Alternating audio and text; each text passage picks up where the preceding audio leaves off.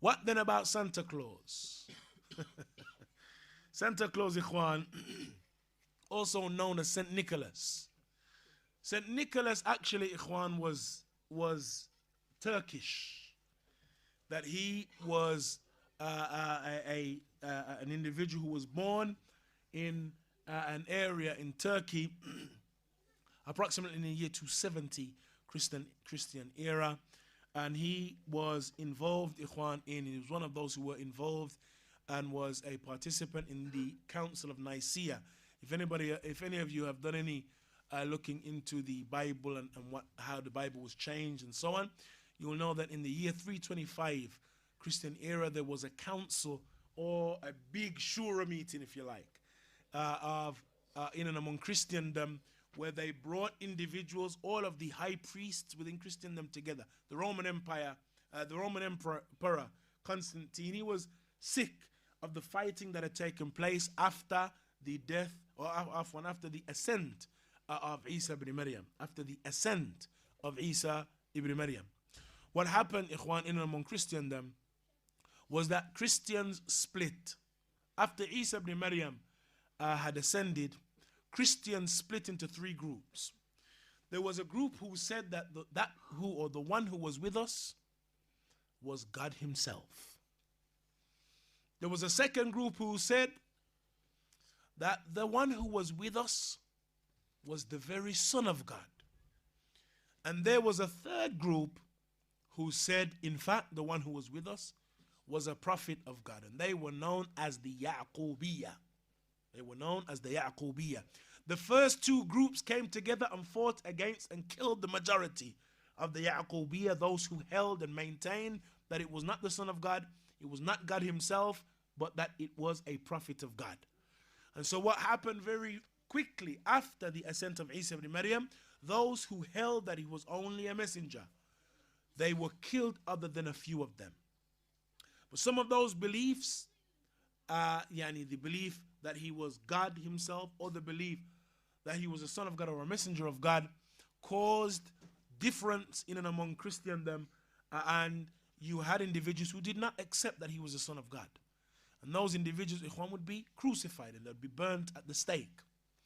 And because of the fighting and the killing that took place in and among Christendom, the Roman Emperor at that time decided that he is going to bring Christians together, high priests and people of importance among Christendom together.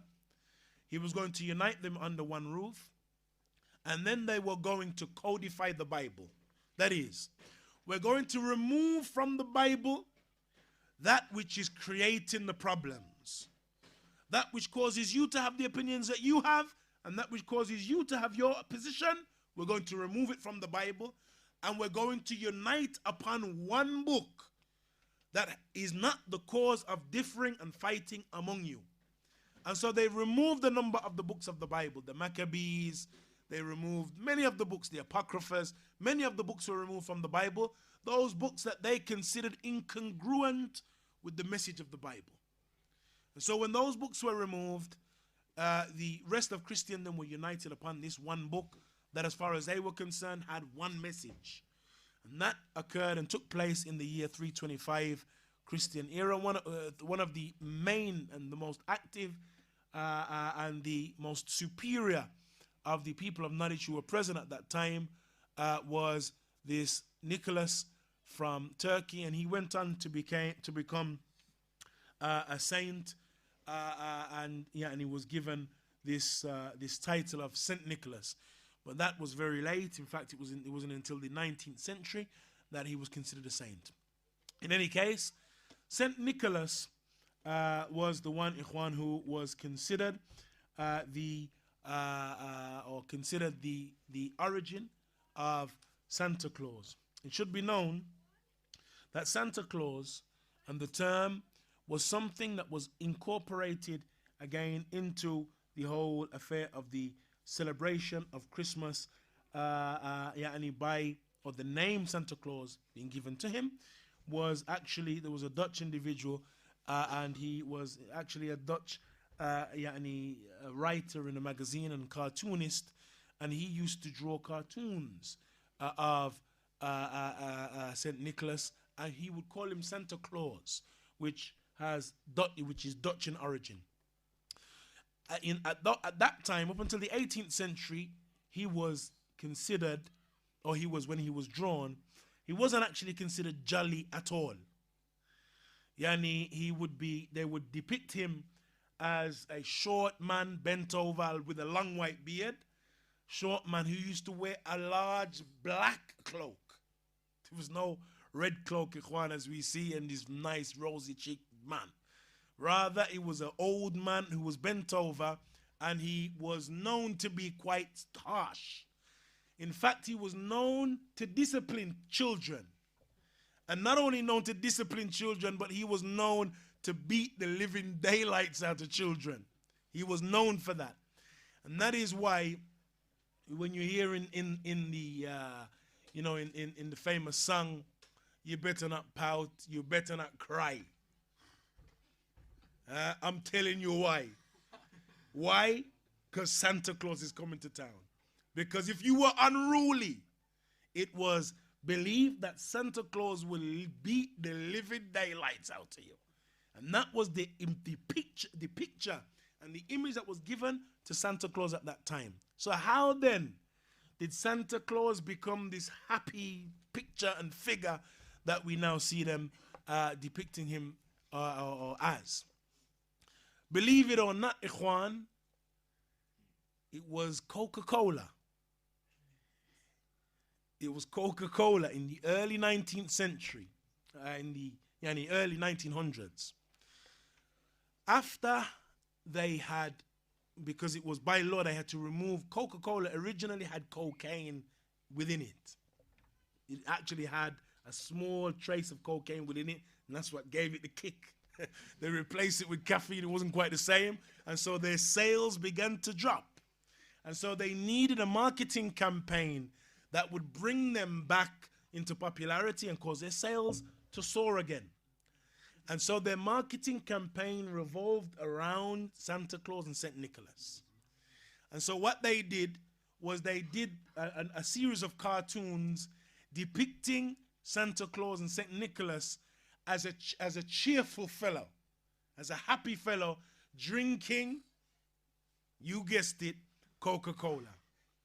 And that it was Coca-Cola, instead of this old, decrepit, horrible man that used to beat children, he is now a nice guy because he's drinking Coca-Cola. And so instead of the black cloak that he was ordinarily depicted in, they changed his black cloak for a Coca-Cola style red coat.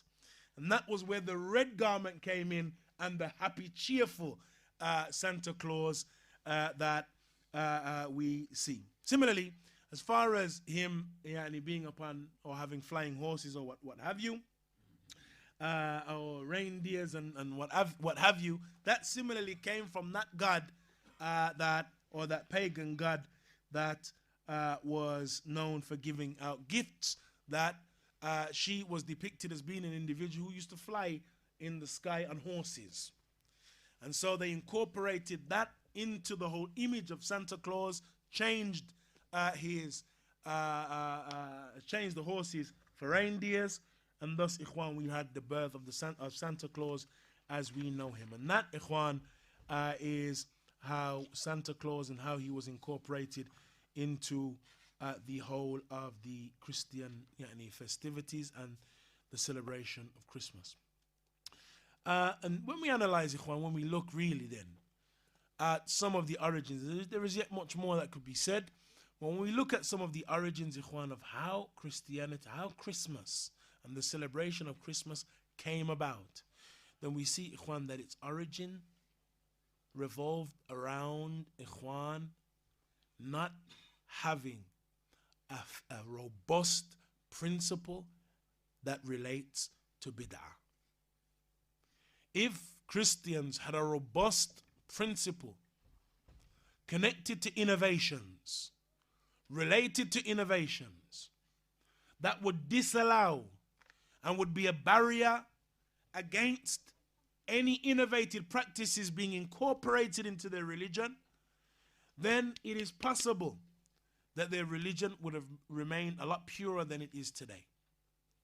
But because of the fact that they considered, and this is an issue, ikhwan, that our scholars discuss to this very day, an issue of our methodology, our manhaj, that the wasa'il al-da'wa, our scholars mention, that the wasa'il al-da'wa at-tawqifiyya, that is, the methods and the means of giving da'wah do not return back, ikhwan, to that which we believe would be beneficial, that which we believe will bring people in.